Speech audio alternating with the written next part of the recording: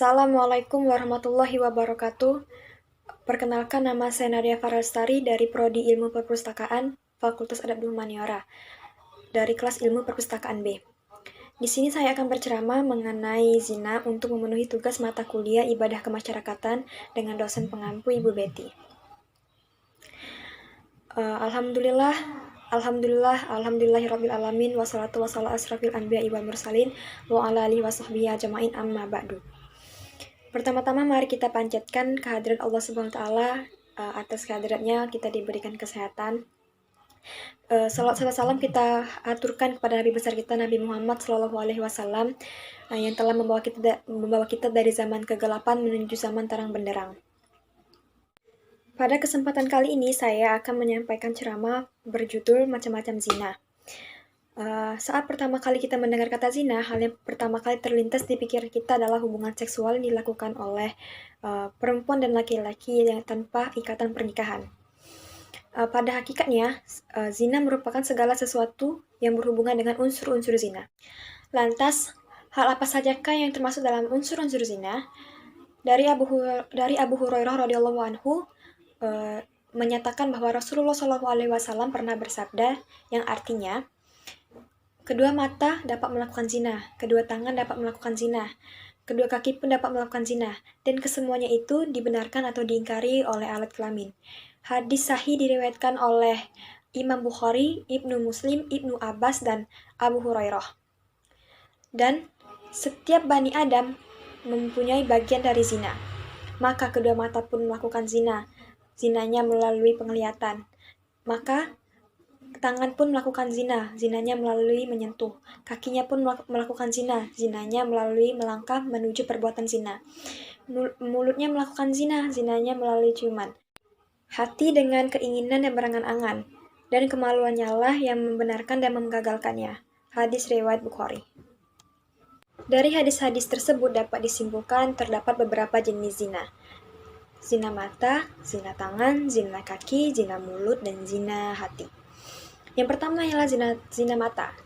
Zina mata ialah zina dilakukan apabila bertatap-tatapan dengan lawan jenis. Yang kedua ialah zina tangan. Zina tangan ialah zina yang dilakukan apabila seorang muslimin atau muslimah bergandengan tangan dengan yang bukan mahramnya. Yang ketiga ialah zina kaki. Zina kaki ialah zina apabila seorang muslimin atau muslimah melangkahkan kakinya menuju perbuatan zina.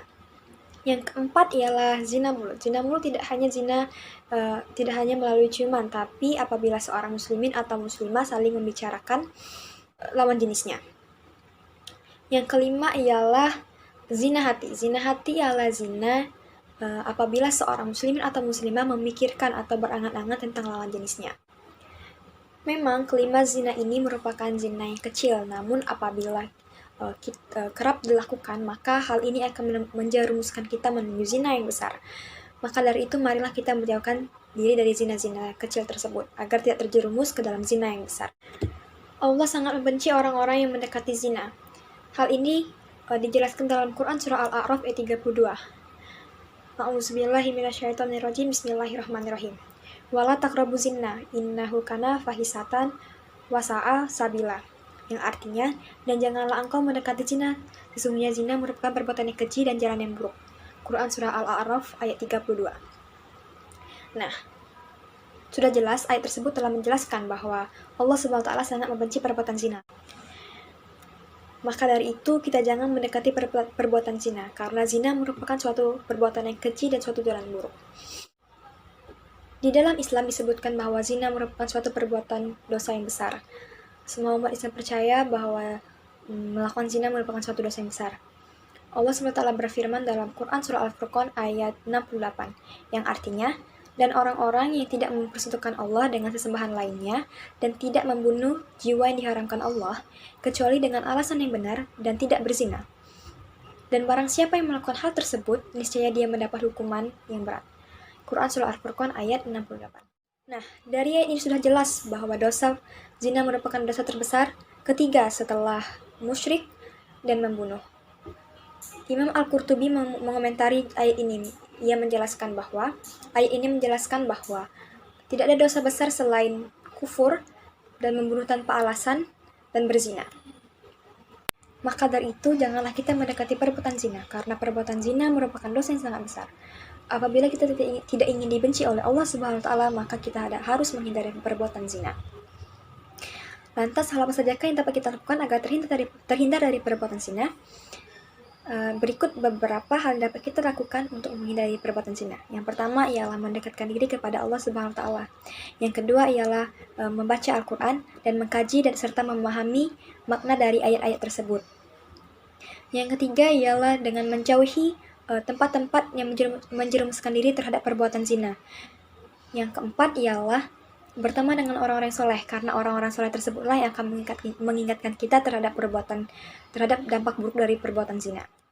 Jadi, wahai kaum muslimin dan muslimah yang dirahmati oleh Allah Subhanahu wa Ta'ala, janganlah kita mendekati perbuatan zina, karena sesungguhnya perbuatan zina merupakan suatu jalan yang buruk dan dosa yang besar. Dan Allah sangat membenci orang-orang yang mendekati perbuatan zina. Maka dari itu, kita sebagai penerus bangsa ini, marilah kita untuk tidak mendekati perbuatan zina tersebut agar disayangi oleh Allah Subhanahu wa Ta'ala. Baiklah, sekian ceramah dari saya. Lebih dan kurangnya saya mohon maaf. Kepada Allah saya mohon ampun. Wabillahi taufiq wal hidayah. Wassalamualaikum warahmatullahi wabarakatuh.